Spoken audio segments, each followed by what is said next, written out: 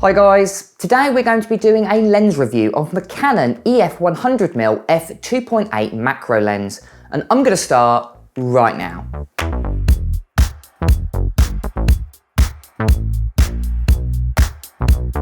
What is up guys, Photo Fever here and welcome back to the channel.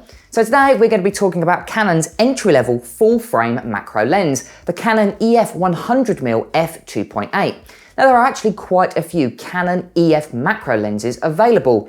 You've obviously got the Canon one here, but you've also got the Canon L lens equivalent. Then you've got one done by Sigma and one done by Tamron. So what one is the best value for money and what one is deserving for a spot in your camera bag? Let's find out in this review.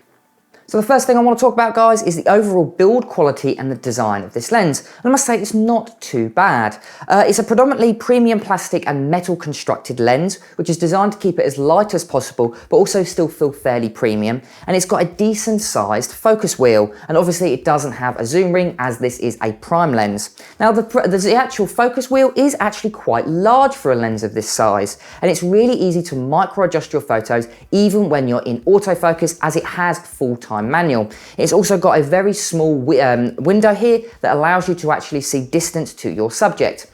Now the only problem with this lens really is the overall design of it. It is quite an old design, and it's quite an old lens done by Canon. So especially if you compare it to any of the new RF or even of the modern EF lenses, this design has quite aged quite poorly. The actual design of the side buttons here are quite small and very difficult to actually change, especially if you're wearing gloves or if you're outside. So I wouldn't necessarily recommend this particular lens for colder conditions.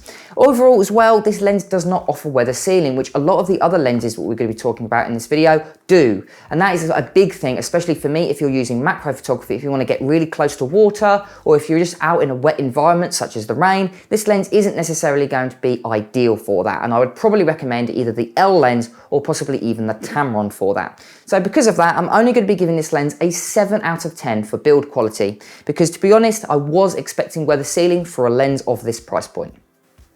So the next thing I want to talk about is the overall image quality of this lens. How well does this lens fare up versus its more expensive L lens counterpart? Well, I must say, when I first used this lens, especially for macro work, I really noticed how sharp this lens truly is. Especially for its price point, I was incredibly impressed. I would say it's almost as sharp as the L lens, which is saying something, because that is one of my favorite lenses for sharpness.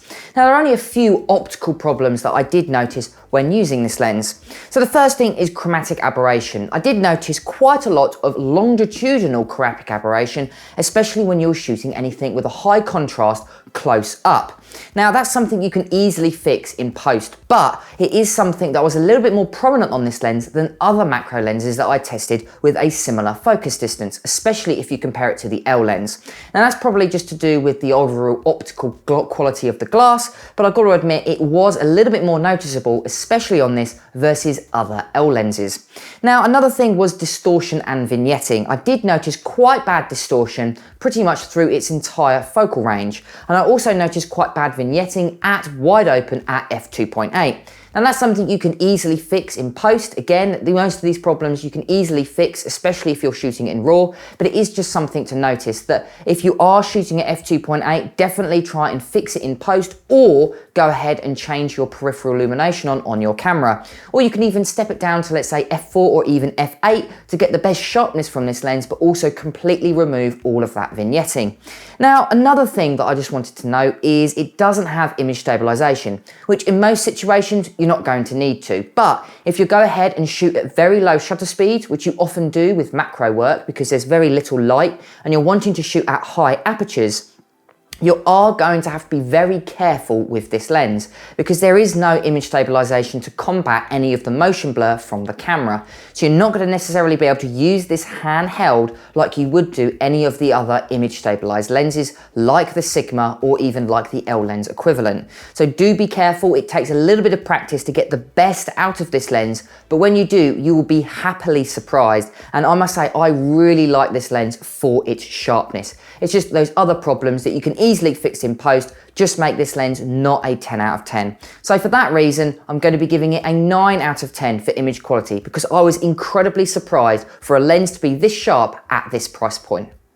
So the next thing I want to talk about, guys, is the overall size and weight of this lens. What is it like to use this lens day to day? Well, I must say this is actually quite a small lens compared to other macro lenses. It's actually one of the lightest as well, coming in at just 600 grams, which is 25 grams lighter than the L lens. But that's no surprise, because the L lens has weather sealing and image stabilization. But it's also a lot lighter than the Sigma lens. That comes in at 725 grams. And it's also slightly lighter than the Tamron lens, which comes in at 650 grams. So you can see this is by far one of the lightest macro lenses available, but it's also one of the smallest as well. So for that reason, I'm going to be giving it an 8 out of 10 for size and weight. So the next thing I want to talk about, guys, is the focus motor and image stabilization. Now, straight off the bat, this lens does not offer image stabilization, which to be honest is a little bit disappointing, because the Sigma lens and the other L lens equivalent does offer image stabilization, and it is a lifesaver, especially when it comes to macro work. A lot of macro work, you want to shoot at high apertures and usually lower lit conditions, which means you're going to have a very long shutter, which means you're more likely to get motion blur. And image stabilization is great for combating motion blur, but because this lens doesn't, you've just got to be a little bit more careful, and it takes a little bit more practice to get the best results. But what's the focus motor like? Well, it's an ultrasonic motor, so it's usually really quick, but in this case, it's a little bit slower, and that's for the main reason that it is a macro lens. It's got an incredibly large focus throw. Usually 100mm lenses usually have a 1.5 meter distance it can focus, but this can focus all the way up to 31 centimeters, which is really close, making it a macro lens. But because of that, it's got an incredibly large distance to go through before it focuses. So it does have a tendency to being a little bit slow, especially if you compare it to the L lens. So that's why it has a focus limiter switch on the right hand side to try and speed up the focusing process. So it doesn't have to go through the entire focal frame, it can just focus on the part that you have selected. The only issue is the focusing isn't very, very big. So you've got a 0.31 to infinity or 0.48 to infinity. So as you can see, there isn't a large choice there, unlike the L lens that offers a larger choice, especially when it comes to its focusing. So overall, I was not impressed by the focus motor, as it was really slow. And if you're planning on taking photos of bugs or insects that can jump, you're likely going to miss the shot because it is still focusing. So because of that, I'm only going to be giving it a 6 out of 10 for focus motor and the lack of image stabilization.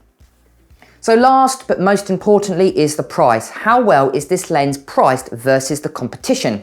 Well, this lens is actually one of the cheaper Canon macro lenses on the market, coming in at just £499, which if you think for the price point, this lens is really sharp, and I was really happy with the results. The only other lens that is actually cheaper is the Sigma 105mm f2.8, which does offer image stabilization and weather sealing. But the problem with that lens is it's incredibly soft, and I would definitely not buy it. The only other lens that you've got is the Tamron, which is slightly more expensive, coming in at £649. So you can see that this lens, even though it's a native Canon lens, is really well priced versus the competition.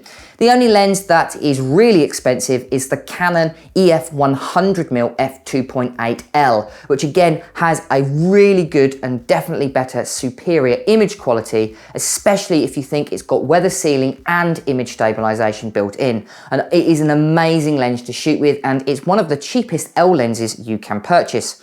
So overall, I would say this lens is really well priced, especially if you think it is half the price of the Canon L lens, even though it has still got great image quality. So overall, I'm going to be giving this lens an 8 out of 10 for price. Brilliant, and there we go, guys. So as you can see, this lens is a really good macro lens, especially for the price point. I was really impressed by the image quality. I must say, for a price point of just £499, a lens of this sharpness is definitely worth a spot in your camera bag. And with an overall score of 39 out of 50, this is a recommended lens to have in your camera bag. And I'm going to be giving it a Silver Fever Award for its image quality. Again, guys, if you want to like, comment and subscribe to my channel, it really does help my channel grow. Also, guys, if you want to hit the bell notification so you don't miss any of my latest content. Also guys, if you want to click here for the latest lens review and click here for my latest Photoshop tutorial. But until next time guys, keep creating.